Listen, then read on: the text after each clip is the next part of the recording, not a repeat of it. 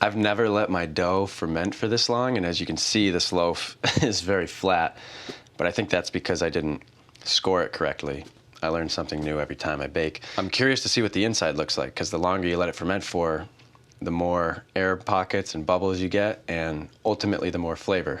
So I'm gonna cut into this and show you what the inside looks like, see if you can tell the difference. And this video is sponsored by Thrive Market. They're a company that I'm excited to tell you more about, so stay tuned.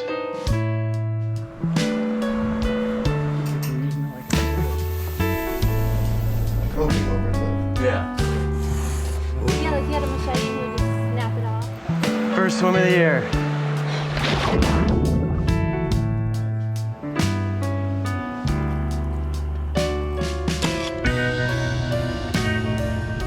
Well, now that spring had rolled over the hills and a few to-dos were checked off the list, next in line was to pick the old van up from the spot it sat all winter and get it over to the local VW expert. Sounds good. Yeah. No problem.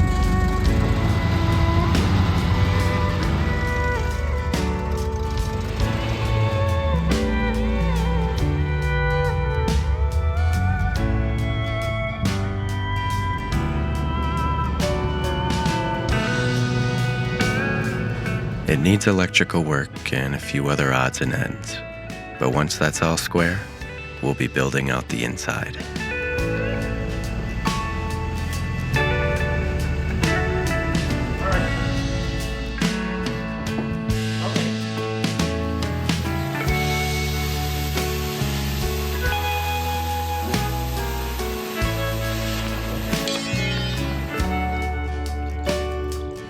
And after a great learning session in the shop, I got some work done on the computer before heading to the cabin to do a little organizing and record a birthday cameo for a Trout and Coffee regular.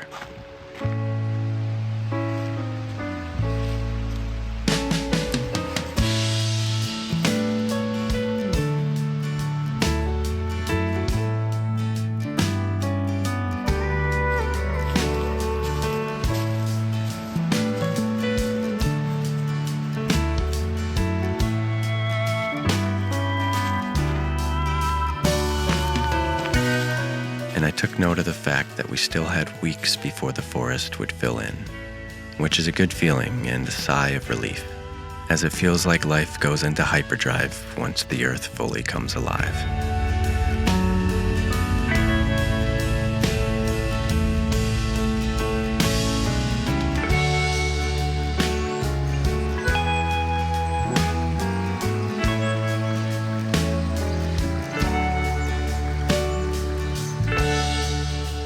And I stopped at the little red house after for a spring sunset, where the garden waited for rototilling, and my dad came home from one of the season's first bike rides.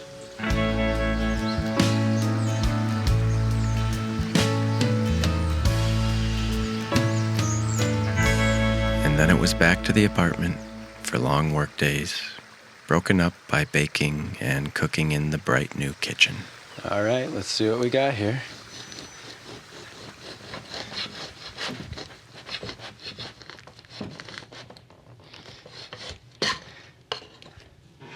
Ooh, yeah, that is nice. Lots of air pockets, almost swirly too. Really nice, even though it's flat and didn't rise well, because I think that's because of the score. It is beautiful looking on the inside, and in fact, we actually get a lot of consistent pieces because it doesn't round up so much, so they're all basically the same size.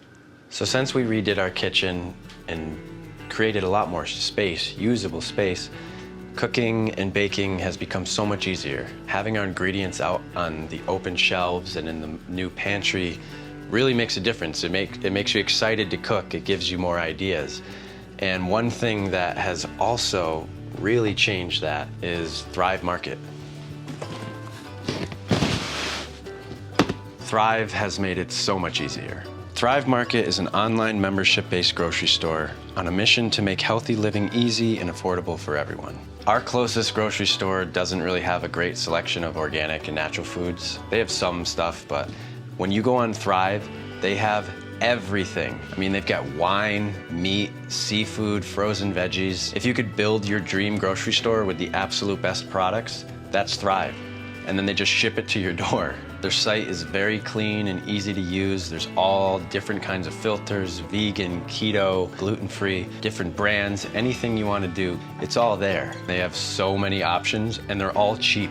They're cheaper than they are at your local grocery store. And if not, they'll match the price. And not only is this easy, but you don't have to feel bad about it because orders over $50, they have free shipping and they're shipped with carbon neutral shipping from their zero waste facilities. They have an initiative to make it possible for low-income families, teachers, and veterans to access natural and organic food products easily. So for every paid annual membership, Thrive Market donates a free membership to someone in need. So click the link in my description box or go to thrivemarket.com/troutandcoffee to get 40% off your first order and a free gift worth over $50 when you join Thrive Market today. So thank you to Thrive Market for supporting this channel, and now let's get back to the story.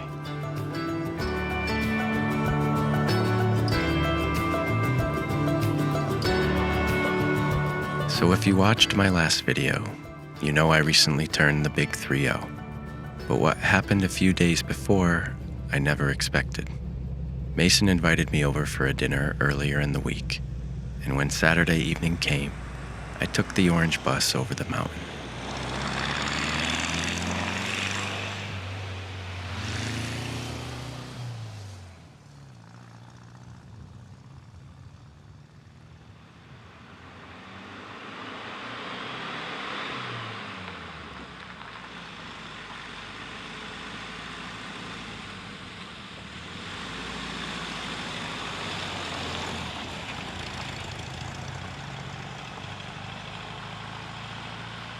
I kind of figured the boys would show up, given it was a Saturday night, but there was nothing set in stone and nothing really talked about, so I wasn't thinking about it much.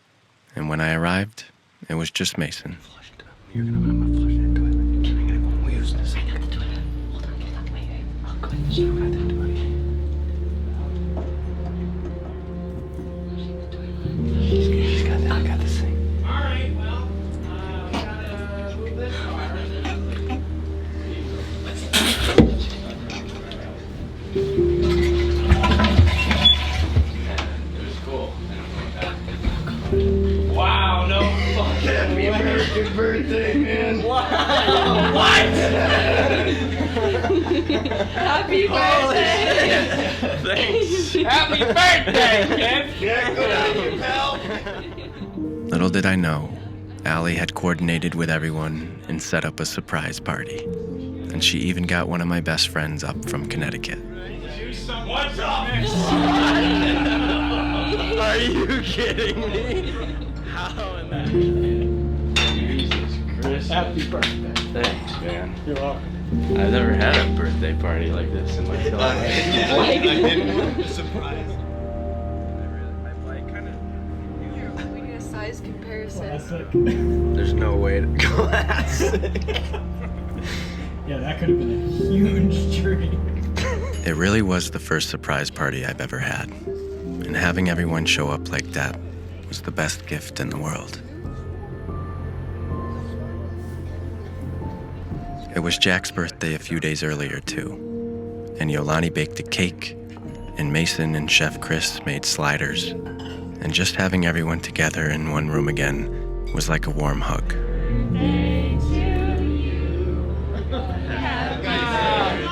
Now this is to the good old times. Into Cal's birthday, Jack's birthday, and this kid's friendship. Just all our old friendships. We're all.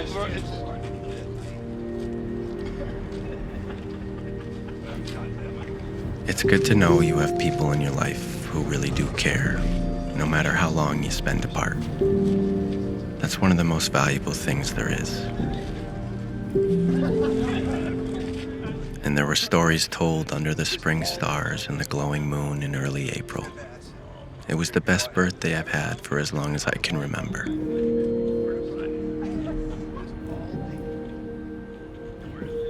and it was thanks to my best friend and companion, Allie.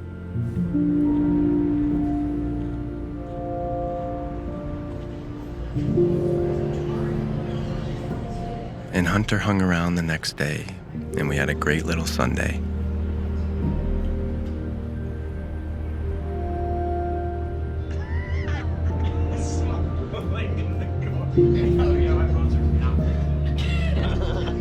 Bad bones.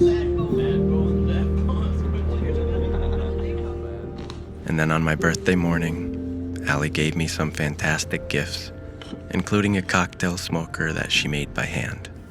And I was feeling loved and grateful.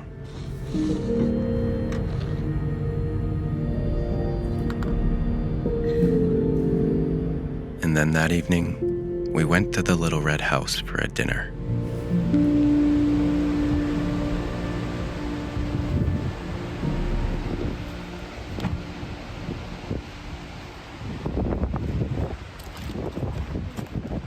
Chilly now.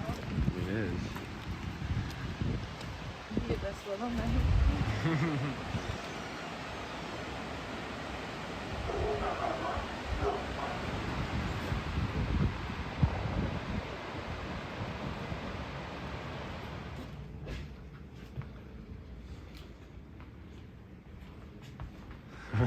O.T.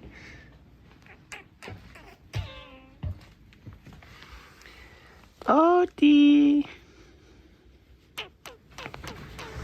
No one here? There's music coming from upstairs.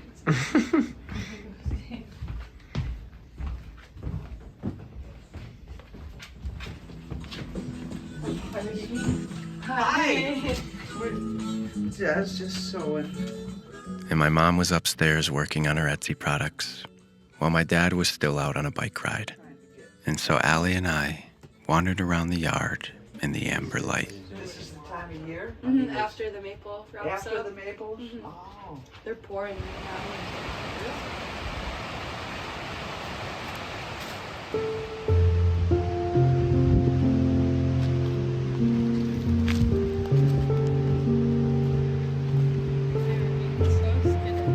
Little thing, Cleo.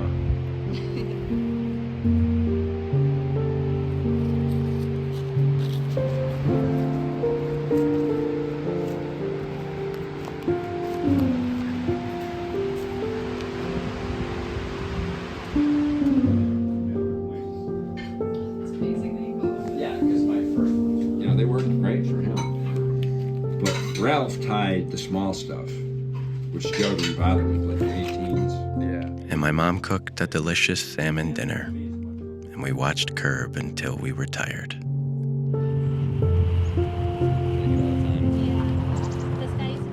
And soon after, Allie started collecting birch sap from the trees on her aunt's property.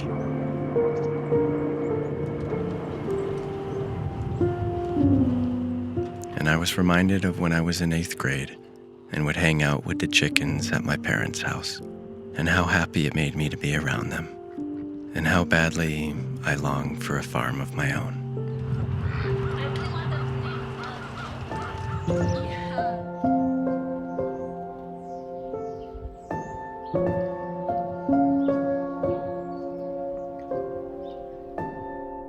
And in mid-April, we broke the seal on the biggest to-do of the year and headed to the cabin to begin some real work.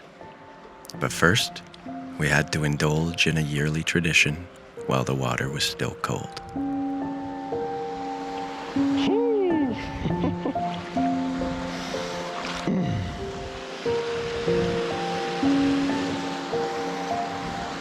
This is gonna be no joke.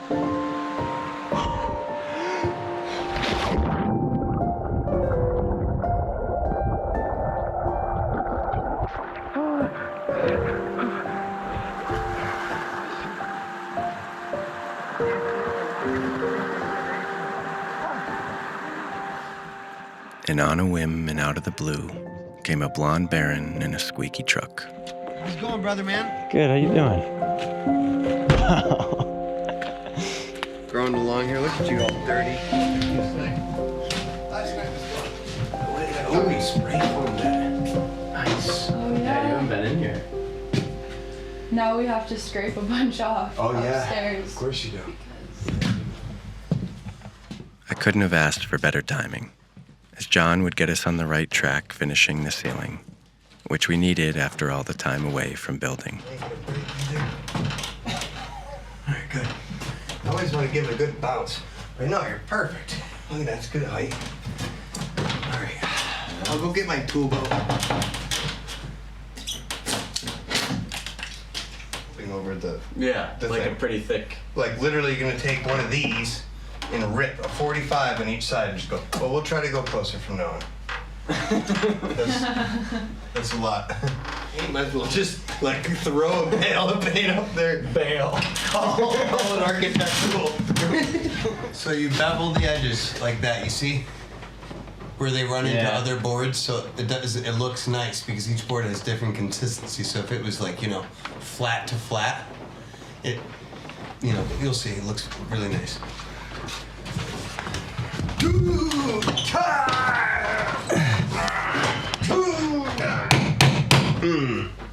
That's what I'm talking about, you know, more torque, more better. So I forgot my number and all that mix.